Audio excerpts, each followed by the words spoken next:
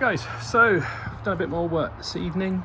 What I have done initially is install the starter rail kit. So this is a 50mm aluminium one.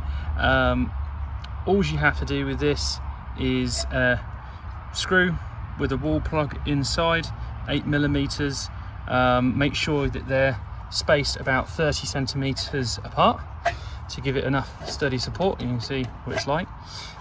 Where you have a join on the rails, you put these little clips which you can get with them, which they do come separately though. They just give a little bit more rigidity where you have a join. Then what I've done is, part of the rail kit is this sort of beading, and this is a bit of a pain.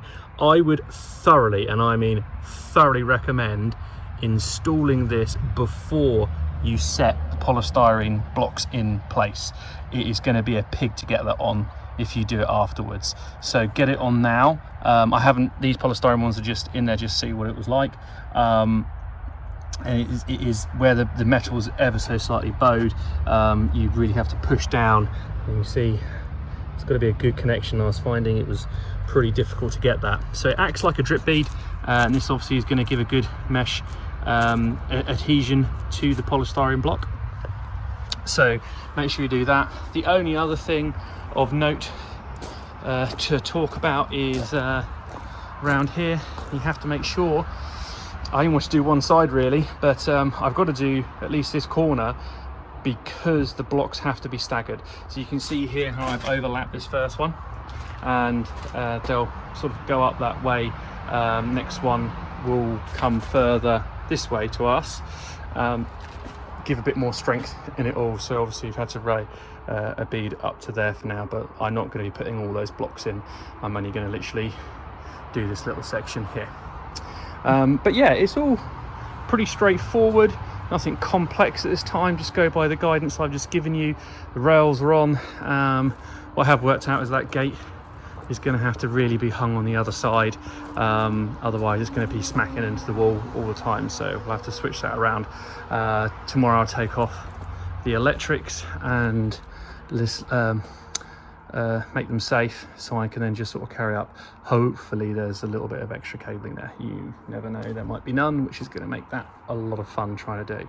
But all in all, I'm pretty happy with the speed. I just, you know, the rails and stuff probably took me about an hour this evening to do that.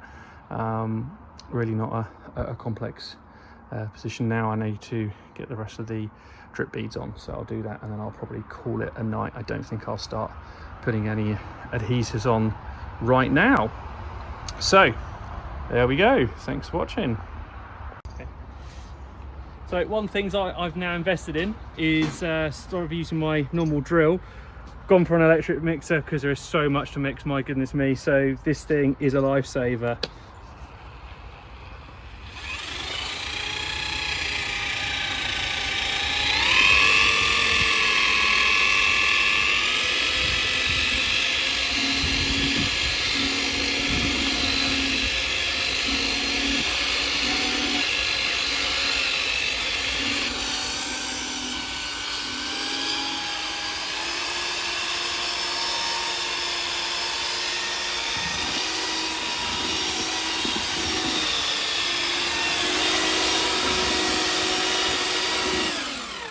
Go and pause, leave it for 5 minutes, got to let it set, then you break the set, and to be honest as well, this machine's a lot more fun, so definitely worth getting one.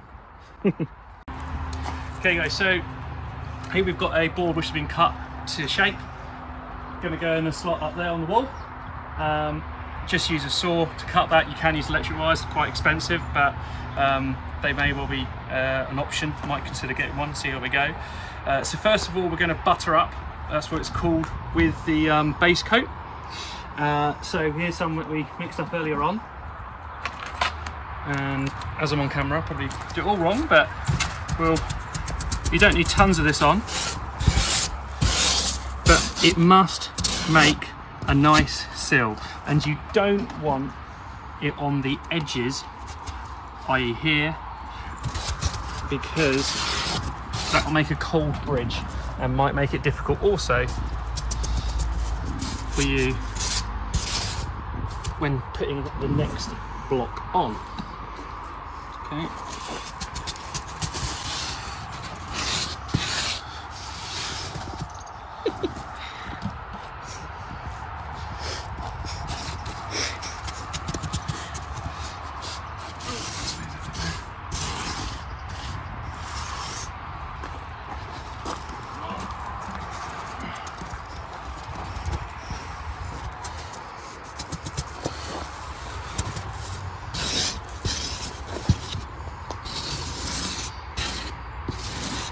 Where I've got a bit too much on there, you can just go back and use it somewhere else. Hasn't got to be too pretty.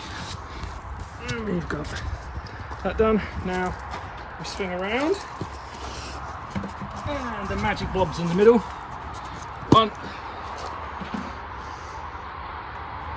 2,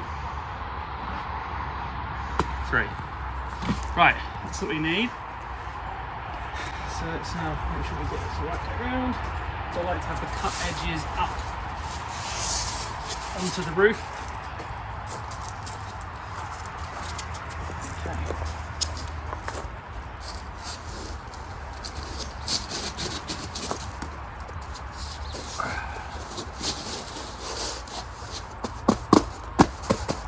Give it some firm pats because you want to make sure the adhesion's in. Make sure it's also up against the edge. Here we've got a little run through, we'll just take that off, it's not a problem.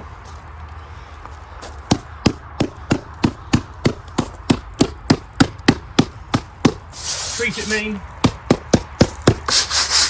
give it a good slap, and then wherever my big one is, here we go. Just make sure that's looking level, which it is. You can give a little prod with that, just a little bit of love. And also from that way as well, make sure there's no gap between it, looks pretty good again. And that side we haven't done. So it all looks good from that point of view.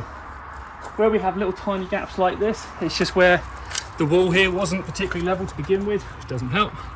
So we'll get some expanding foam in there, insulating expanding foam, can I add? And that will just squeeze in there nicely. You get ones which don't have a huge amount of expansion in. That's the stuff, it's normally blue. I'll try and get it in my next videos.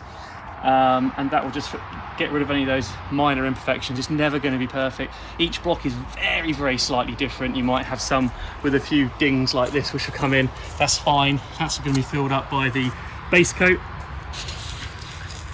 So this wall is now pretty done. 2 more blocks to do. Cut these ones earlier on, so we'll take that one out. And we'll start the next part of that. So yeah, we'll have it finished in the not too distant future. We'll carry on.